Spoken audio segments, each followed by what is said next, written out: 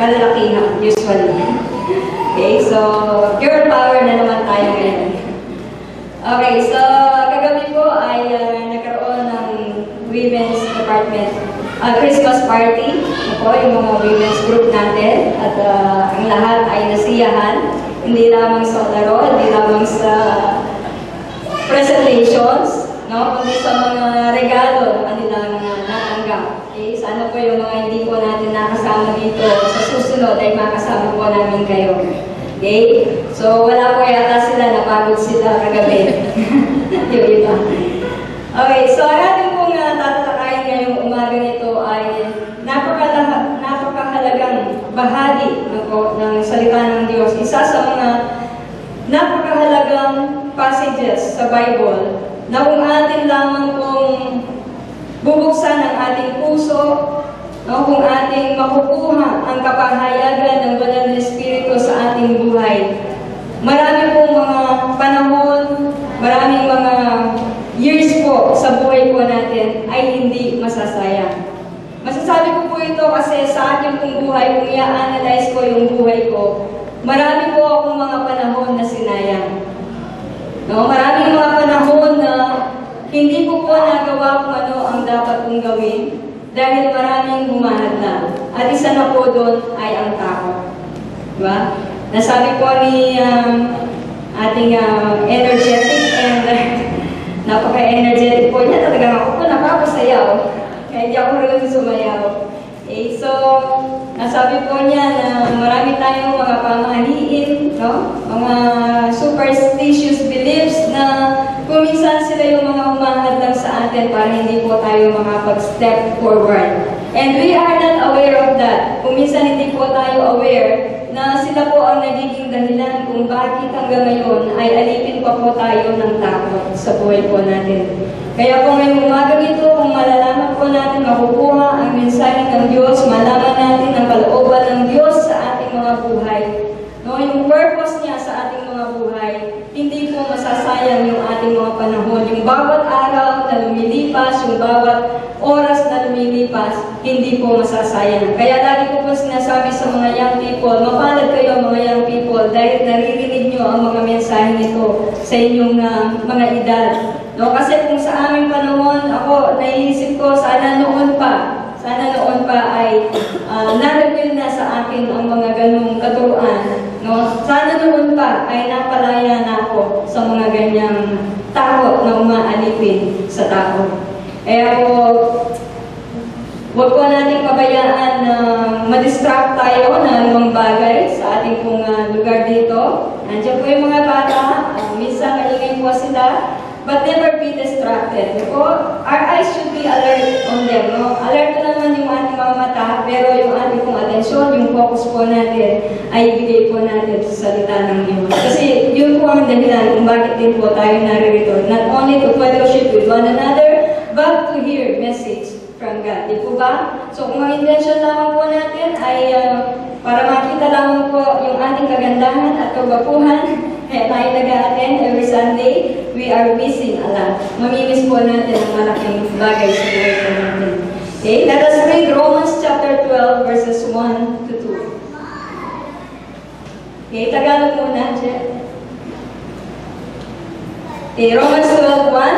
Kaya nga, mga kapatid, alang-alang sa masaganang habag ng Diyos sa atin, ako'y nakikiusap na ialay ninyo ang inyong sarili bilang isang handog na buhay, banal at kalugod-lugod sa Diyos. Ito ang karapat-dapat na pagsamba, paglilingkod. Pagsamba, paglilingkod ninyo sa Diyos. Huwag kayong mag-iayon sa takbo ng mundong ito. Mag-iba kayo sa pamamagitan ng pagbabago ng inyong pag-iisip upang maunawaan ninyo ang kalooban ng Diyos. Ulitin ko po yun. Upang maunawaan ninyo ang kalooban ng Diyos, kung ano ang mabuti, kalugod-lugod at ganap na kalooban niya. Okay, nice pong basahin po natin sa English, New King James. Okay, sabi niya, I beseech you, therefore, brethren, by the mercies of God. Okay, lagi po ninyo remember yung Tagalog niya, no? By the mercies of God, that you present your bodies a living sacrifice, holy, acceptable to God, which is your reasonable service. And do not be conformed to this world, but be transformed by the renewing of your mind. Okay? By the renewing of your mind, that you may prove what is that good and acceptable and perfect will of God. So, yung binasa, balikan natin yung Tagalog dyan. Sa huli, kung ano ang mabuti, kalugod-lugod, at ganap na kalooban niya. Actually, sa mga talatang lamang po ito ay marami po tayong may tuturo, marami tayong may expound sa dalawang verses na ito. Kaya nga po hinati po namin ni Pastor. Although babanggitin ko po yung verse 1, pero sa susunod na linggo, ito po ay i-expound pa ni Pastor Gerard sa atin. Okay? So mag-concentrate ako sa verse 2, no, yung kung huwag kayong makinayon sa takbo ng mundo nito. But anyway, yung Romans 12:1, ang sabi po niya sa una, kaya nga mga kapatid, kapag sinabi mong kaya nga, ibig sabihin, meron siyang passages before that. Meron siyang mga sinabi before that, kaya nga. Diba? Therefore. No? Kapag sinabi mo yung therefore, ibig sabihin, meron siyang mga naunang pananalita, mga naunang itinuro. Kung babasahin po natin ang Book of Romans, no? Mula sa chapter 1 hanggang sa chapter 11, ay in-expound ni Paul, no? Yung kagandahang loob ng Diyos, yung grace ng Diyos, dahil bagaman tayo ng mga hentil, no, ay hindi dating kabilang, no, sa punong olibo. Hindi tayo yung mga tunay na branches, ang mga Israelites ang tunay na branches, pero dahil sa kagandahang loob ng Diyos, tayo ay nagkaroon ng bahagi sa kanyang kaharian. Okay? So, nung una, ang mga Israelita ay tinawag ng Diyos upang maging halimbawa sa mga nation, sa mga bansa, no, na sila ay mayroong isang totoong Diyos upang makilala ng ibang mga bansa na mayroong isang tunay na Diyos. Kasi marami pong mga bansa ang sumasamba sa mga iba't ibang Diyos. Kung ano-ano ang kanilang sinasamba. Di ba ba? Kung babasahin natin ng Greek mythology, napakarami po nilang mga gods and goddesses. Okay? So yung ating pong mga mga nasa tribo, di ba ba? Sumasamba sa buwan, sumasamba sa araw, sumasamba sa mga bundok, no? Sa mga halaman, sa nature, sinasamba nila ang nature. At ang Diyos ay nagpakilala sa bansang Israel na siya ang tunay na Diyos. Wala nang ibang Diyos. The name above all names, the only true God, no? The only powerful and mighty God, and His name is the great I am. Okay? Siya lamang po ang tunay na Diyos. Siya lamang ang tunay na mayroong kapangyarihan, wala nang makahihigit sa Kanya. So yun po ang dapat ipakilala ng bansang Israel sa ibang mga bansa, pero sila po ay nabigo. Kaya po tayo ng mga hentil, tayo po ay naidugtong sa punong olibo, tayo po ay naidugtong sa pamilya ng Diyos, sa kaharian ng Diyos, dahil sa kagandahang loob ng Diyos. No po? Tayo ng mga hentil na makasalanan sa harapan ng Diyos, no? Bagamat ang lahat ay nagkasala, tayo ng mga hentil na dating hiwalay sa Diyos ay nagkaroon ng kaugnayan sa Kanya. Okay? So kaya nga po sa chapter 12, sinabi ni Paul, after niya in-expound yung kagandahang loob ng Diyos, yung grace, no? Siguro po, by this time, familiar na tayo sa biyaya, no? Sa grace. Kasi ilang panahon na natin pinapangaral ang biyaya ng Diyos na tayo naligtas, hindi dahil sa ating mga gawa, kundi dahil lamang sa biyaya, no? Kagandahan loob ng Diyos. Okay? Kaya nga, alang-alang sa masaganang habag, no? Ngayong naranasan ninyo, parang sinasabi ni Pablo, no? Ngayong naranasan ninyo, ngayong experience na ninyo ang kahabagan ng Diyos, no? Ang kagandahan loob ng Diyos. Ito ngayon yung dapat ninyong gawin. Ialay ninyo ang inyong sarili bilang isang handog na buhay. Bakit handog na buhay? Kung titingnan po natin lahat ng handog sa Old Testament, mga patay na handog, di ba? Pinapatay muna nila yung mga animals bago nila i-offer. Pero bakit buhay na handog? Kasi tayo, nabubuhay tayo, and our commitment to God should be continuous, no? Hindi yung minsan offering lang, hindi lang yung minsan inialay mo ang buhay mo, wala na, okay na. Hindi po. Our commitment to God is continuous. Kailangan po ay tuloy-tuloy. No? Araw-araw. Kaya na po, living sacrifice, buhay. Buhay na handog, buhay na patuo sa harapan ng Diyos. No? Tuloy-tuloy yung ating commitment, hindi lang isang araw. No? Yung pag-alay natin ng ating mga sarili. No? Kapag sinabi natin, over your bodies, hindi lamang po yung katawan na physical, kundi ourselves. No? Yung ating mga sarili, ialay po natin ng buong buo, totally separated unto God, totally for Him. No? Ang babasahin niyo yung Romans 11, no? We were in Him, for Him, through Him. No? Tayo ay nabubuhay, no? Nilikha ng Diyos at tayo nabubuhay para sa Kanya. Kaya po, ialay ninyo ang inyong mga sarili bilang mga handog na buhay, banal at kalugod-lugod. Ibig po ba sabihin, hindi ba tayo banal, hindi ba tayo kalugod-lugod? Banal na po tayo. Kaya nga sa English ay present your bodies a living sacrifice. Eto na tayo ngayon. Banal na tayo, kalugod-lugod sa harapan ng Diyos. We must be, parang presentable ka. No? Parang pag ikaw ay humarap sa isang presidente o sa isang engranding party, siyempre darating ka doon na presentable ka. Okay? Kasi yun ang, lalo na kung ikaw ay nasa posisyon na mataas, kasi yun yung buhay mo. Di ba? Yun yung ikaw yun. No? Parang sinasabi ni Pablo, ganito na kayo ngayon, kaya ganito kayo dapat mabuhay.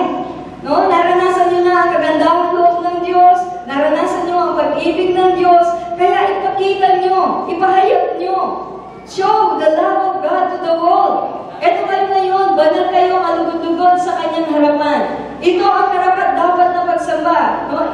Your reasonable service. Ito yung karapat dapat na pagsamba natin sa Diyos, ang maialay natin ang ating mga sarili ng buong buo as living sacrifice. Tuloy-tuloy yung commitment natin. Hindi lamang sa Diyos, kundi sa church, sa ating mga kabatiran. Di ba? Kung paano sinabi ni Pablo, you have committed yourselves to the church, or to the Lord, you commit also yourselves to the church.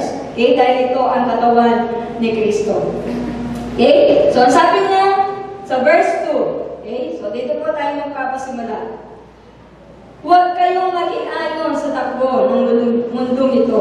Do not be conformed to this world. Ibig po sabihin ay huwag po nating sundin kung ano ang ulmahan ng mundo.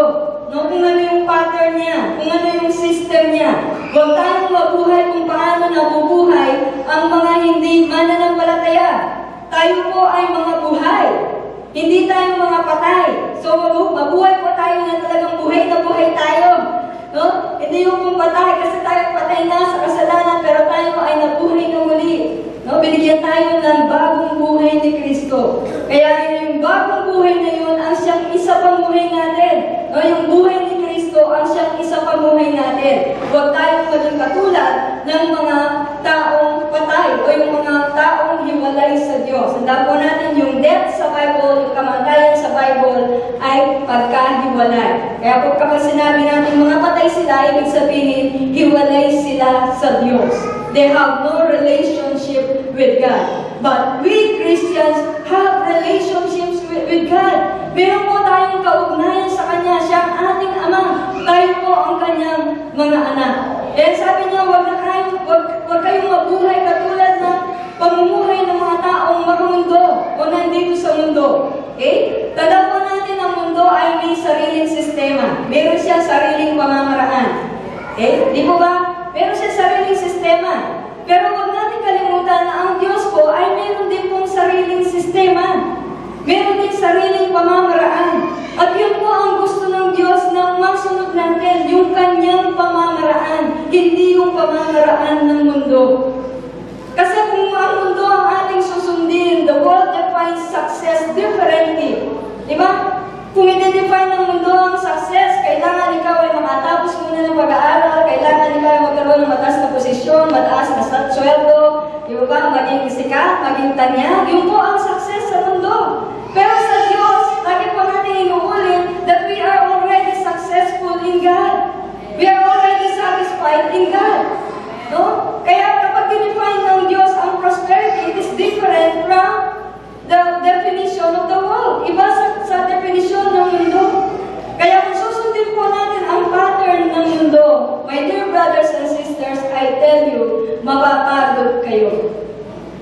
manghihina kayo. Kasi ang sistema ng mundo, ang pamamaraan ng mundo ay puro outward, puro external, no? Yung nakikita. Kailangan meron kang munang ganitong pera para masabi mong ikaw ay matagumpay. Okay? But in Christ, we are already victorious. Okay? Kaya kung titingnan nga lang po natin kung ano ang naibigay sa ating nung tanggapin natin ng ating Panginoon Jesus, my dear brothers and sisters, we will not run after the wealth of this world. Hindi po natin hahabulin ang pera. Ang pera ang siyang hahabol sa atin. Ang pera ang siyang darating sa atin. Ito po yung sistema ng Diyos. Ang sistema ng Diyos ay it's only by faith. No? By faith alone. Pananampalataya lang. Pero ang mundo, kailangan ka munang magsunog ng kilay, kumayod ng gusto, dumugo ng pawis. No? Hindi ko po sinasabi na maging tamad tayo. Never na tinuro ng salita ng Diyos na maging tamad ang mga Kristiyano. In fact, ang sinasabi niya, huwag pakainin ang taong tamad. Okay? At hindi po tayo rin against sa prosperity. Hindi po tayo against sa kasaganaan. In fact, yun po ang gustong-gusto natin makita sa mga anak ng Diyos. Ang sila ay sumagana. Pero, hindi tayo dapat sasagana sa sariling pamamaraan natin, kundi sa pamamaraan ng Diyos. God blesses His people on His own way, not on our ways. Kaya nga po nabanggit ko kay Jason, ang sabi ko nung minsan sa kanya, do not see your job as a way for God to bless you, but a way for you to do the purpose of God. Huwag mong tignan ang trabaho mo para ikaw ay pagpalain ng Diyos. Huwag mong tignan ang negosyo mo para ikaw ay pagpalain ng Diyos. Huwag mong tignan yung mga nakapaligid sa iyo para ikaw ay pagpalain ng Diyos. Kundi tignan mo, gawin mo ang trabaho mo. No? Magnegosyo ka ng maayos. No? Upang magawa mo ang kalooban, ang layunin, ang purpose ng Diyos sa buhay mo. Kaya nga po lagi ko sinasabi yung purpose kasi hanggat hindi po natin nalalaman kung ano ang kalooban ng Diyos sa ating mga buhay. Listen, my brothers and sisters, kung hindi mo alam kung ano ang layunin ng Diyos sa buhay mo, kung bakit ka isinilang dito sa mundo, nagiging walang saysay po ang bawat ginagawa natin. Totoo po yun. At hindi mo ma-feel yung true satisfaction, true fulfillment, hanggat hindi mo nalalaman at hanggat hindi mo nagagawa, nasusunod kung ano ang nilayo ng Diyos, kung bakit ka nabuhay sa mundo. Kung bakit ka nandyan sa pamilya mo, kung bakit ka nandyan sa trabaho mo. It is only by fulfilling the purpose of God can we really feel satisfaction, true satisfaction and fulfillment in our lives. So, sabi po ng ating Panginoon Jesus, John 17, they are not of the world just as I am not of the world. No? Be not conformed to this world. Huwag daw tayong makiayon. Kasi daw, yung magandang Tagalog sa of the world. We are in the world, but we are not of the world. Ibig sabihin, tayo man, physically, nandito tayo sa mundong ito. No? Physically, nandito tayo, pero hindi natin sinusunod kung ano ang gusto ng mundo. We are not of the world. Ang sinusunod natin ay kung ano ang gusto, kung ano ang nilayo ng Diyos sa bawat isa sa atin. Dahil ang mundong ito, it is ruled by Satan hanggang ngayon. No? Na-influensyahan. Sa atin ng mga Kristiyano, the enemy is already defeated because Christ already defeated him. No? Siya ay talunan na. Pero marami pong mga hindi mananampalataya na hanggang ngayon, ang kapangyarihan ni Satanas, hindi po nila alam ang siyang kumikilos sa kanilang mga buhay. They are lured, enticed by the system of the world, but what the world can give, kung ano ang mabibigay ng mundo. Pera, sex, fame, money, glory, and these things draw away man from God. Ang mga bagay na ito ang siyang naglalayo sa tao sa Diyos. Kaya kung ang pera ang siyang magiging buhay po natin. Sabi nga ni Pastor, ano yung nagbibigay buhay sa'yo? Diba? Ano yung kapag nandyan ay talagang alive na alive ka? Ano yung nagbibigay buhay sa'yo? Pera ba? Posisyon ba? Kasikalan ba? No? Faith? Glory? No? Yung papuri ba ng mga tao? Yun ba nakakapagbigay ng buhay sa'yo? Okay? So kung yun po yung nakakapagbigay buhay sa atin, again, marami po tayong namimiss sa buhay po natin bilang mga Kristiyano. Okay? You want to look good, sexy, beautiful. Ito po yung gusto ng mundo eh. No? Tingnan po ninyo yung mga advertisement. In 7 days, your hair will be shiny as shimmering and shiny. No? Niloloko nga ako ni Pastor, sa'yo walang shampoo effective, sabi. Kasi yung buhok ko talagang kulot na, natural na kulot yung buhok ko at natural na makapal yung texture niya. Okay, naman ako sa nanay ko. At natural na pumuputi kami na maaga yung buhok. Okay? Pero kung titignan po natin yung mga advertisement, no? Kasi everything in this world is already commercialized. Kung mapapansin po ninyo, lahat commercialized. All in the name of money. No? Lahat, no? Sa pangalan ng pera, gagawin ang lahat. No? Kahit hindi talaga effective. Di ba? Kahit hindi talaga effective. No? Katulad ng mga pampaganda. No? Pampakintab ng buhok, pampaputi. No? Kahit hindi talaga makakatulong sa tao, sasabihin effective. At tayo naman, no, dahil lalo na kung in-endorso ng ating mga iniidolong mga celebrities, no, ay we buy into it, no? Nakukuha tayo ng mga advertisement na ito. Again po, hindi ko po sinasabing bawal magpaganda. At all time, at all points, no, by all means, magpaganda po tayo. Ako lang ako nagpapaganda sa mata ni Pastor. So, sabi ko nga, beauty is in the eye of the beholder. Sabi kasi ng anak ko, pumuputi na ako. Dahil gumagamit siya ng Kojic. Wala pong masama kung effective naman po yung mga products. But test every product. Kung paano tinetest natin every spirit. Diba? We test every spirit. No, alam natin yung mga deceiving spirits, alam natin yung mga nagsisinungaling na mga espiritu. As we test every spirit, test every product, i-test nyo muna. I-test nyo muna bago natin i-patronage. No? Kasi marami po na-deceive ng mga produktong ganito. Okay? So the world is also full of competition. Diba? Businesses compete each other. Matira ang matibay. Di ba sino yung mga negosyante dito? Mga nagnenegosyo? Wala. Ako lang. Ako lang. Ayan. Yung mga negosyo. Di ba? Sabi nila, healthy ang competition. At kung minsan na hindi rin nakakabuti. Bakit? Kung minsan nagsisiraan yung mga businesses, lalo na kung kapareho mo yung business niya, nagsisiraan sila. Meron po ako nadadaanan ng mga dalawang roasted chicken store. No? From LNS hanggang dito, meron po akong dadaanan. Yung pong isa, ang sabi po niya, masarap kahit walang sauce. Bago yun eh. Yan ako mag-budget, wata ba demanda ako. Okay? So another store, no? Kung medyo babanta ka dito, ang sabi naman po niya, mas masarap pag may sauce. Diba?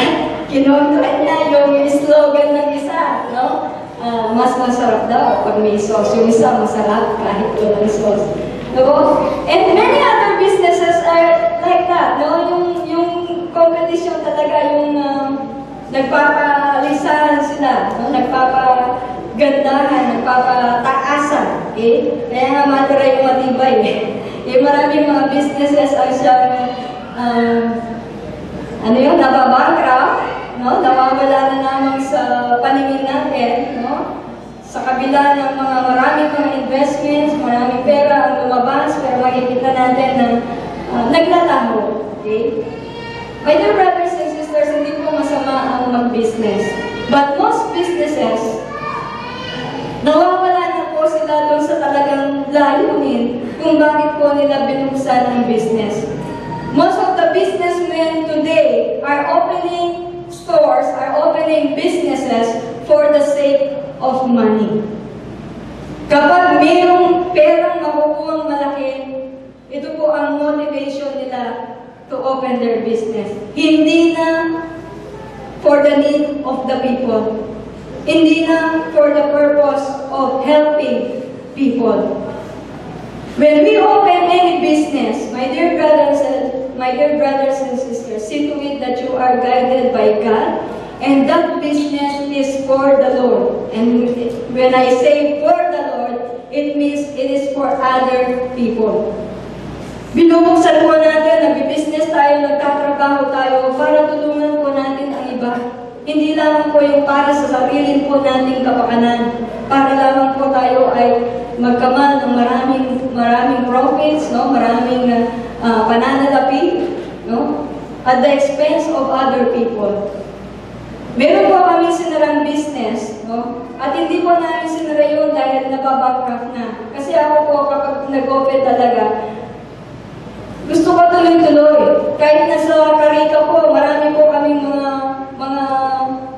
experiences na ano yun, out of this world. May experiences na challenges, no, sa Karika. Kasi muntik na nga kaming magsara dahil nililipat po kami ng lugar, no, doon sa second floor ng SM. So, hindi po kami pumayag. Di ba rin magsara na kami, huwag lang kami malipat. Kasi we are not afraid kung malus man yung business po namin. If it is the will of God, mabigyan kami ng ibang business, it's okay. No? Ito po yung sinasabi ko. Meron kami sinarang isang business na hindi lang po dahil hindi maganda yung location namin, kundi dahil po nakakasira sa katawan ng tao. Hindi ko na po sasabihin kung ano. Kasi nung i-open po namin yun, hindi ko namin alam yung mga sangkap, yung mga detalye kung paano iluluto. Pero nang nalaman po namin, no, ako, I was convicted, no, na isara na lang ang business. Not only because hindi maganda yung lugar, kundi dahil din po sa hindi nakakaganda sa katawan ng tao. Pero yung Karika, because it is natural product, nagpatuloy po yung Karika namin. Yung natural product po. So, hindi nakakasira sa katawan. Ito po yung sinasabi ko, when we open a business, o kung tayo man ay magkatrabaho, tiyakin po natin na yung trabaho yun o yung negosyo yun ay doon tayo dinirect ni Lord. Doon tayo ginaid ni Lord. No? At yung motivation po natin ay hindi dahil sa makukuha nating sahod o hindi dahil sa makukuha nating profit, kundi sa kung ano ang may tutulong natin sa kumpanya, kung ano ang may tutulong natin sa mga tao. Our motivation should not be money, my dear brothers and sisters. Money can give you happiness, money can give you satisfaction, but it's only temporary. But when we do things, kapag ginawa natin ang isang bagay, nagtrabaho tayo, all for the purpose of helping other people, all for the purpose of giving glory to God, no? Nagbibigay tayo ng papuri, pasasalamat sa Diyos. Yun po yung pangwalang hanggang kasiyahan. Yun po yung pangwalang hanggang na satisfaction, na fulfillment na ating mararanasan. Eh? Kaya, hindi basta-basta negosyo ay kalooban ng Diyos. Tiyakin po natin na ito ay hindi nakakasama sa maraming mga tao. Amen po ba? Okay, sidetrack lang po yun. Okay, so there is only, no, yung pong mga produkto na sinasabi ko kanina, napakagandang mga advertisement, no? Merong 7 days, merong 3 days, meron akong narinig na isa, 3 minutes, in just 3 minutes. Alam niyo yun? In just 3 minutes, they are too good to be true, sabi nga. Too good to be true. But there is only one too good to be true. And too good and ano yun? Siya lamang ang totoo, no? And that is the word it's true. Kapag sinabi niya, lumapit kayo sa akin, kayong lahat na napapagal at nabibigatan sa inyong pasanin, totoo po yun. Kapag sinabi niya, kapag kayo ay uminom sa akin, hindi na kayo mauuhaw, totoo po yun. Naniniwala ba kayo na totoo yun? Nawalan ako ng power. Okay, there is only one too good to be true. But it's true. It's the Word of God.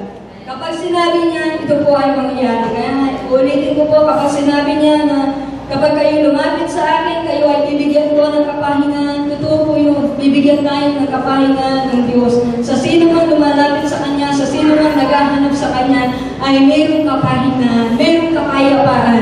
Kapag sinabi niya na hindi na kayo magugutom, hindi na kayo mauuhaw, no? Kapag kinain niyo ako, o kapag ininom niyo ako, totoo po yun. Hindi na tayo maghahanap pa ng iba. No? Dahil busog na tayo sa Kanya. Hindi na tayo kailanman mauuhaw at hindi na tayo kailanman magugutom. Kapag sinabi niya, you are wonderfully and fearfully made, ikaw ay maganda, totoo po yun. Naniniwala ba kayo doon? Naniniwala ba kayo doon na kayo ay magaganda sa harapan ng Diyos at mabubugi sa harapan ng Diyos? Amen. Sabi nga po, let God be true and man a liar. No? And every man a liar. Ang Diyos ay totoo, pero ang tao ay sinungaling. Okay? So, ang Diyos, ang lahat ng nasa sa Kanya ay totoo. 1 Corinthians 15, verse 33, ang sabi niya, huwag kayong paloloko, ang masasamang kasama ay nakakasira ng magagandang ugali. Nandun pa rin po tayo dun sa be not conform to this world. Huwag tayong makiayon sa takbo ng mundo. Dahil sabi niya, huwag kayong magpapaloko. Evil company corrupts good habits. Ang sabi po niya sa English. No? Ang masasamang kasama ay nakakasira ng magagandang ugali. Hindi ko po sinasabi na huwag na tayong makisama sa mga kaibigan natin na masasama. Hindi ko po sinasabi na huwag na tayong makipagkaibigan sa kanila, huwag na tayong makisama sa kanila. Kundi, huwag po tayong makiayon sa kanilang mga ginagawa. Now that you are a Christian, ngayong ikaw ay isa ng mananampalataya, huwag mong gayahin, huwag mong tularan, huwag mong sundin kung ano ang ginagawang masama ng mga hindi mananampalataya. Yung po yung sinasabi niya, do not conform to this world. Huwag tayong makiayon sa kanila. Kung alam mo na masama ang kanilang ginagawa, huwag mong gawin. Kasi ang mundo, maraming ipapangako maganda sa iyo. Tingnan po ninyo yung mga nagda-drugs, mga alcoholic people. Bakit sila nasusuong sa mga ganung bisyo? Kasi sinasabi nila, kapag ininom mo ito o kapag ginamit mo ito, mawawala ang problema mo. Makakalimutan mo ang problema mo. Ikaw ay magiging parang nasa kalangitan, no? Dahil high na high ka, parang kang nasa langit, parang kang nasa ulap. Yun po yung sinasabi na. And people who try to escape problems, no? Yung mga tao na para lamang makaiwas sa problema, para lamang makaiwas sa nararamdaman nilang sakit, sa nararamdaman nila sa kanilang kalooban, no? Dahil nasira ang pamilya nila, o naghiwalay sila mag-asawa, o yung mga magulang nila ay naghiwalay, sari-saring problema sa pamilya, kanilang nararanasan. Kaya para makalimutan nila ang mga problema nyo, they go into drugs. No? Na-influensyahan sila ng magagandang pangako ng mundo. O kapag ginamit mo ito, gaganda ka. O kapag ginamit mo ito, magiging ano ba? Parang nasa sky, ano pinakamataas na sky? Parang ikaw ay nasa ikapitong langit. Pinakamataas. Ano po? Maraming pinapangako ang mundo na magaganda. Maraming pong mga sinasabi ang mundo na magaganda. At kung hindi po tayo aware sa mga ito, hindi natin alam na papunta pala sa kapahamakan. Diba? Maraming mga takot din ang ibinibigay ng mundo na hindi po tayo aware. No? Naalala ko po nung kami papunta ng Olongapo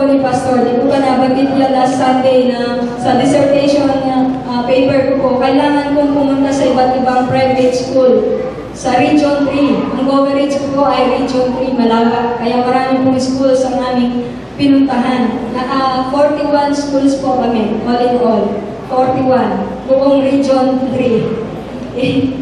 So, nung po kami papunta ng Olongapo City, nag-stop po kami dun sa convenience store. Yung pong cashier, meron siyang anak na siguro mga 3 to 4 years old.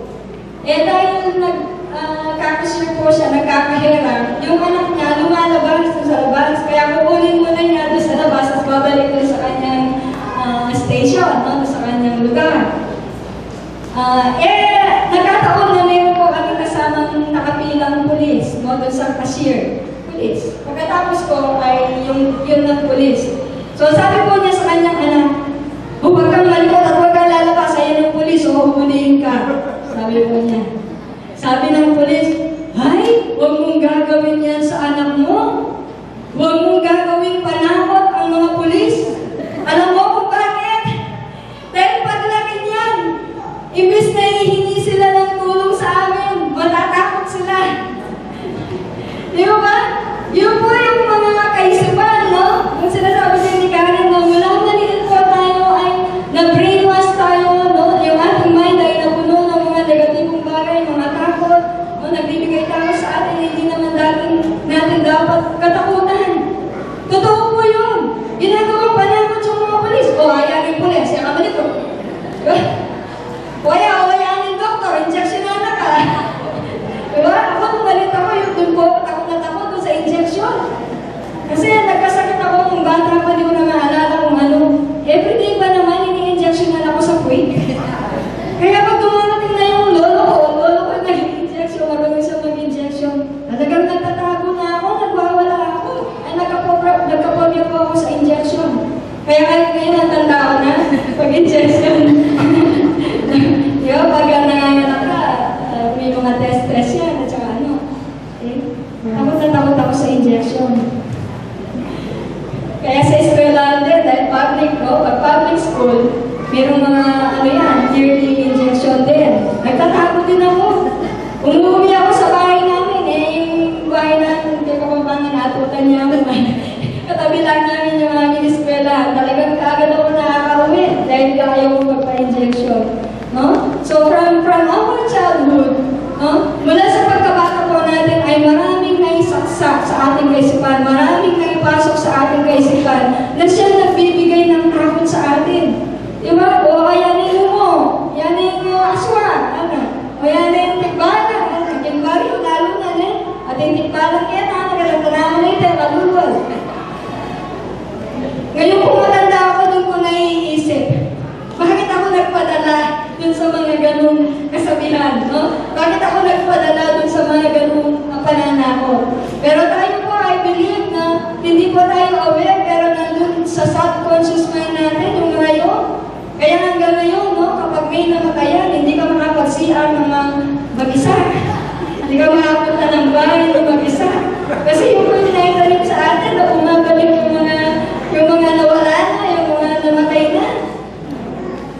Ibo ba, my dear brothers and sisters? Kaya po, it's time for us na malaman po natin kung ano ang sinasaad ng salita ng Diyos na siya talagang magpapalaya sa atin sa anumang takot sa buhay po natin. Amen? So, let us continue to meditate the Word of God. Okay? Continue to study the Word of God. Study, hindi naman po yung acquired knowledge. Nabanggit po ni Pastor yung acquired knowledge last week. O kapag sinabi natin acquired knowledge, it's merely knowledge, yung intellect lang, yung gumagana. No? It is possible na malaman mo ang buong Biblia through your intellect. No? Dahil meron po tayo mga kaisipan, meron tayo mga aking karunungan. Okay? Acquired knowledge po yun. Para bang pag binasa mo ang aklat sa science, sa math, no? Kapag nag-aaral ka ng engineering, nag-aaral ka ng accountancy, nag-aaral ka ng magiging teacher, acquired knowledge po yun. Okay? At kung minsan, ang Bible ay ginagawa din po natin na acquired knowledge. No? Pinag-aaralan natin para may matutunan tayo, pero we are not desiring the revelation, yung po tinatawag na revelation knowledge. No? Acquired knowledge, for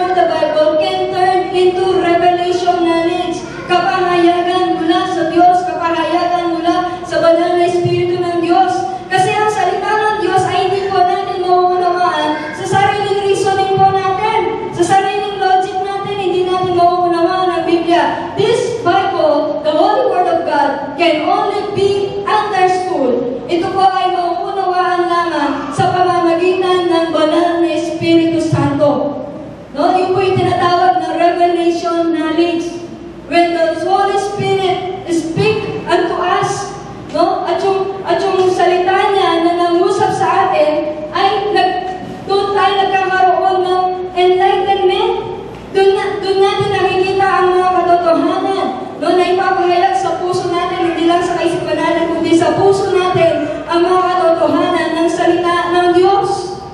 This Bible is authored, inspired by the Holy Spirit, and only the Holy Spirit could explain it to us, could teach to us. No? Ito lamang po, ang banal na Espiritu lamang ang siya makakapagturo, no, ng kanyang mga salita sa puso natin.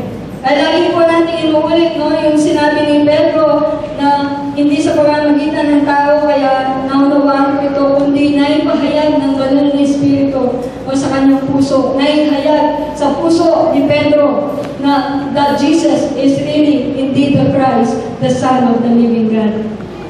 Kaya kung acquired knowledge lang, madali lang kung maka-acquire ng knowledge sa Bible. Mag-aaral ka sa Bible school. Acquired knowledge. No?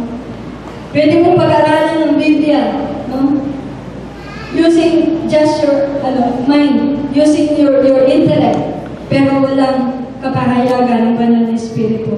Kaya po ito yung lagi namin sinasabi, when we read the Word of God, we must intend, no, to open our hearts of understanding. Kasi katulad nito, nakikinig po kayo sa mensahe ng Diyos. If you will not intend to open your hearts, hindi rin po i-open ng Holy Spirit. The Holy Spirit could only open our hearts if you will allow Him. Diba? Hindi naman niya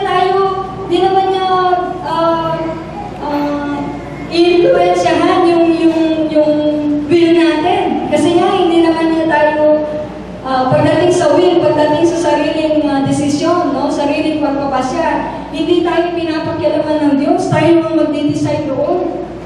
Tayo ang magpapasya doon. Kaya kung hindi tayo magpapasya to allow the Holy Spirit to speak unto us and to open our hearts will not be open.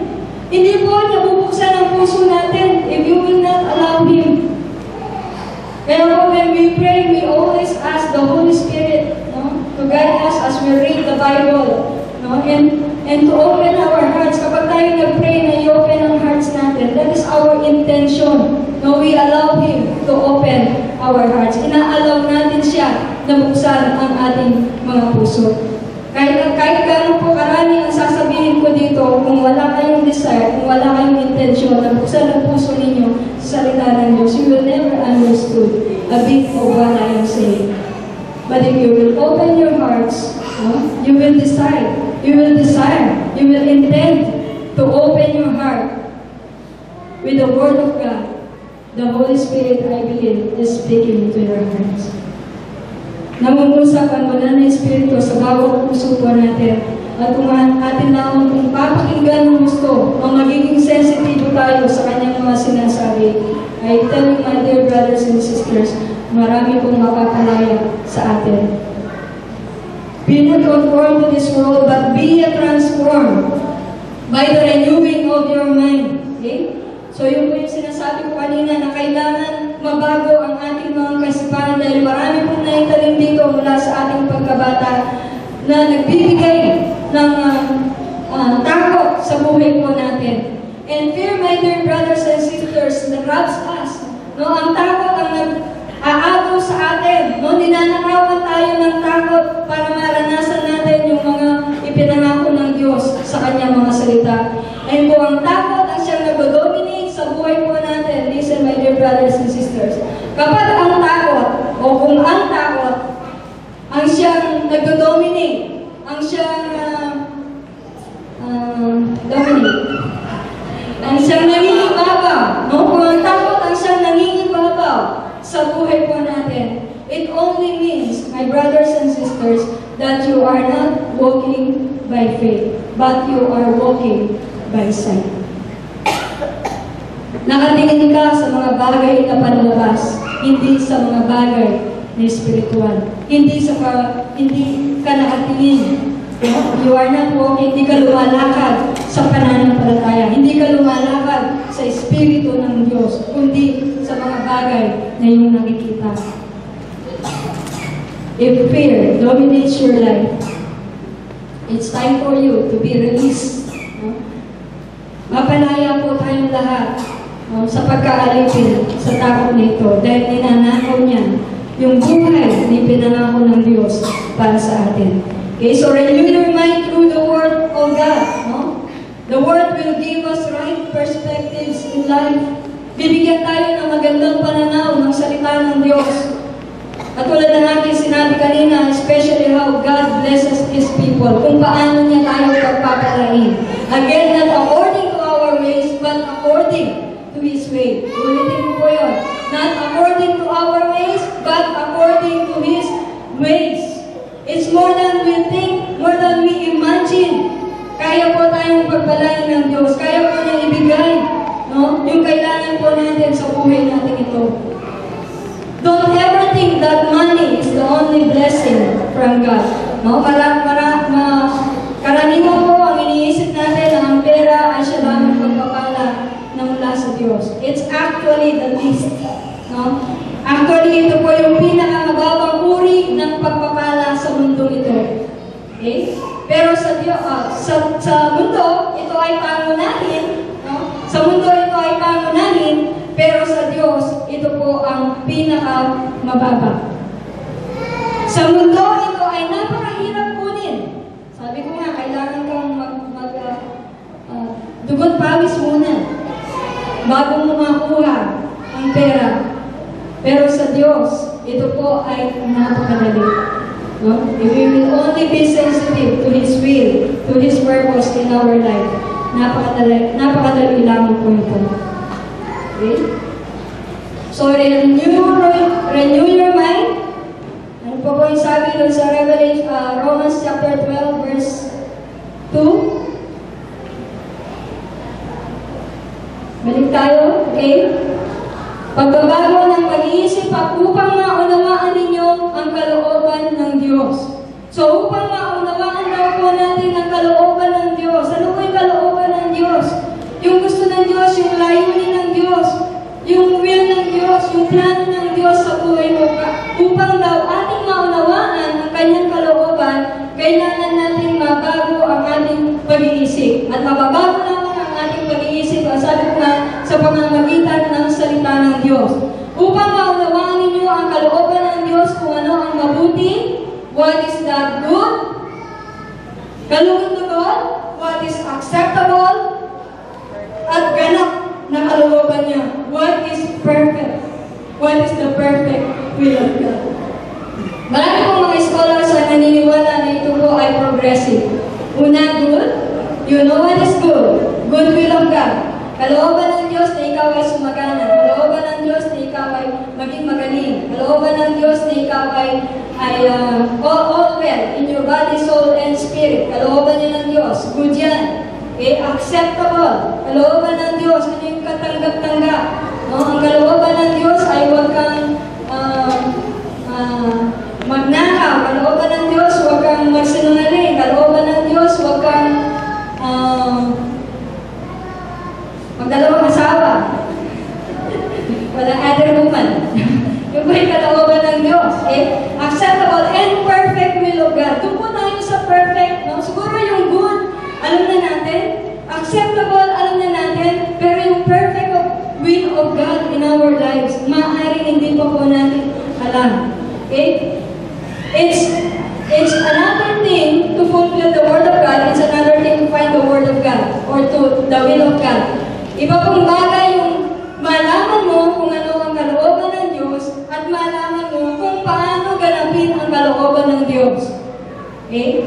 Alam na po ba natin, sino po naririto, alam mo na kung ano ang kalooban ng Diyos sa buhay mo? Wala pa? Wala pa? Wala mo na kailangan po natin pag-aralan ng salita ng Diyos. Wala pong nagtaas ng kamay. Paano po natin nare-reach yung sinatawag po natin self-actualization? Di ba yung pinag-aralan natin last time? No? Sa Diyos ay makukuha mo yung self-actualization hindi sa pamamagitan ng mataas na pinag-aralan o posisyon o kayamanan. Again, hindi po natin sinasabi na mali yun. Ang sinasabi po natin ay alamin mo kung ano ang kalooban ng Diyos. Alamin mo kung ano ang layunin ng Diyos sa buhay mo.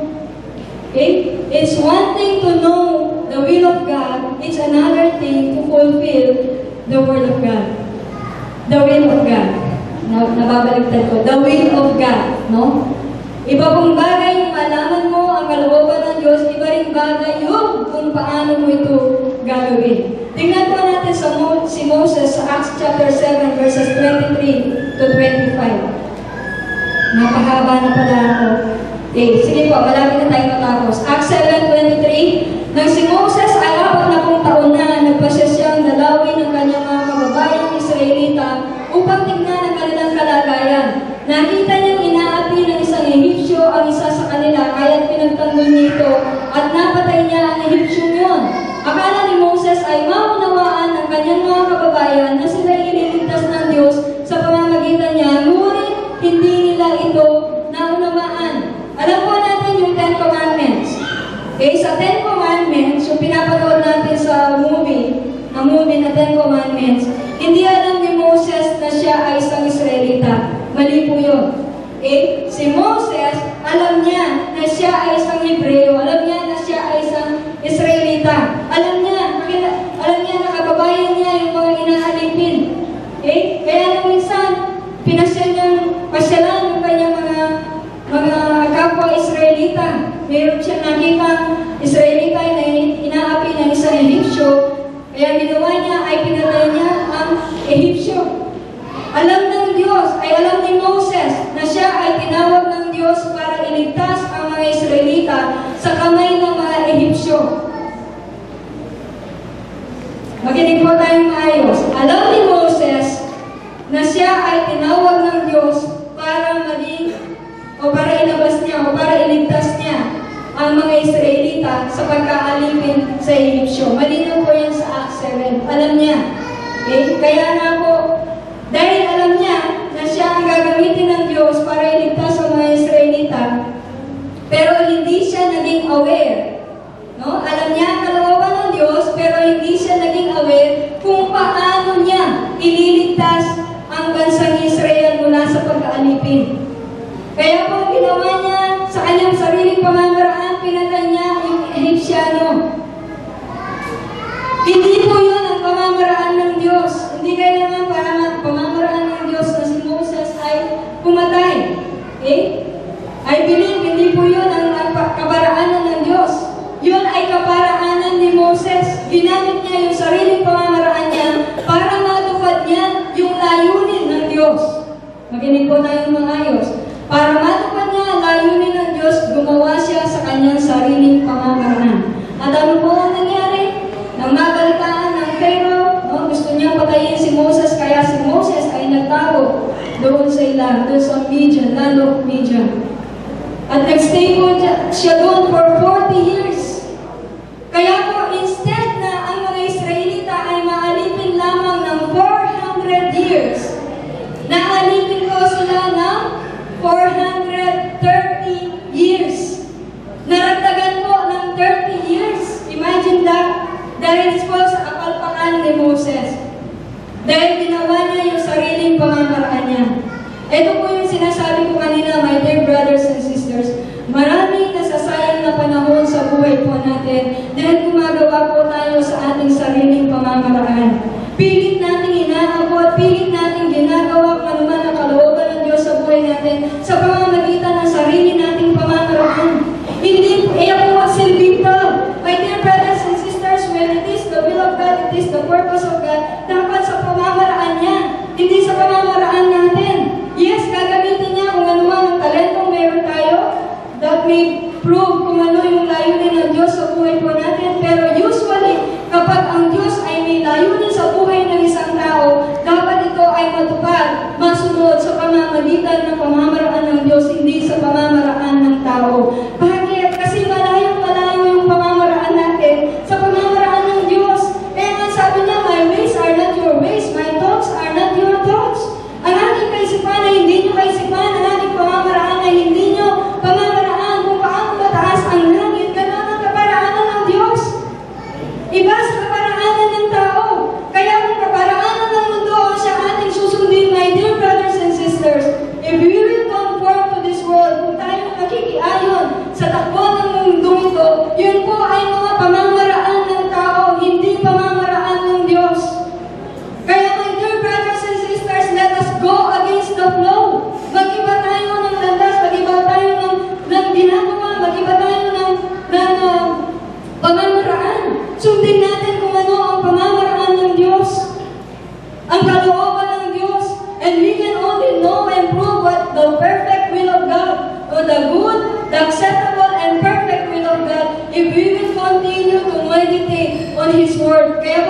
kanina, continuous yung commitment po natin. Hindi pwedeng on and off ka. Hindi pwedeng every other week or every other day. Yung commitment mo sa Diyos, kundi daily. Bawat oras, bawat minuto, we are committed to God. We are committed to His Word. Inaalam natin kung ano ang kalooban ng Diyos. Inaalam natin kung ano ang layunin niya para sa buhay po natin. Nang sa ganun ay wala pong masayang na panahon. Si Moses, maraming nasayang na panahon sa kanya. Kaya pati po yung kanyang dapat tulungan. Nagdusa sila ng 430 years. Dapat sana 400 years lang. Kasi dapat sana in 10 years ay maliligtas na, no, ni Moses ang bansang Israel. Pero dahil po ginawa niya ang sariling pamamaraan niya, maraming nasayang na panahon. At ganoon din yung mga Israelita, dahil sa kanilang kawalan ng pananampalataya sa Diyos, nagpaikot-ikot sila sa ilang. Di ba, for 40 years, nagpaikot-ikot sila sa ilang. Dapat sana ay kaagad na silang doon sa promised land. Pero dahil po nanguna ang takot sa kanila, nanguna yung pagkukomplain, no? Nanguna yung kawalan ng pagtitiwala sa Diyos, kaya po natagalan sila bago sila mapunta sa lupang pangako. And my dear brothers and sisters, ngayong alam na po natin ang totoo patungkol sa salita ng Diyos, ang kagandahan ng Diyos, katulad ng sinabi ni Pablo, I beseech you therefore, brethren, pinangamanhid ko sa inyo, you offer your lives, your bodies, a living sacrifice, holy and acceptable unto God, which is your reasonable worship. Ito po ang tamang pagsamba. Ang ialay natin ang buong buo ang ating mga sarili sa Diyos. And be not conformed to this world. Huwag tayong makiayon sa takbo ng mundo. Mga young people, huwag tayong makiayon sa takbo ng mundo. Marami kayong mga friends na nandyan na maaaring nag-influence sa inyo para kayo ay mapalayo sa Diyos. Anumang bagay na nagpapalayo sa inyo, sa Diyos, sa inyong kaugnayan sa Diyos, cut it out. Get rid of it. Alisin po ninyo, putulin ninyo. Sabi ko nga, magipagkaibigan tayo, pero huwag nating gawin kung ano ang ginagawa ng mga taong nasa mundo. Tayo ay mga anak ng Diyos, tayo ay binago ng Diyos, naranasan natin ang kanyang dakilang pag-ibig, ang kanyang kagandahang loob, mabuhay po tayo doon. Nagsimula tayo sa pananampalataya, matapos po tayo sa pananampalataya. At kung ang faith ang siyang kairarin po natin sa buhay natin, pagtitiwala natin sa Diyos, my dear brothers and sisters, wala po tayong katatakutan na anong bagay dito sa mundo because we trust God, not ourselves, not other people. Trust God alone. Kaya lahat ay underline sa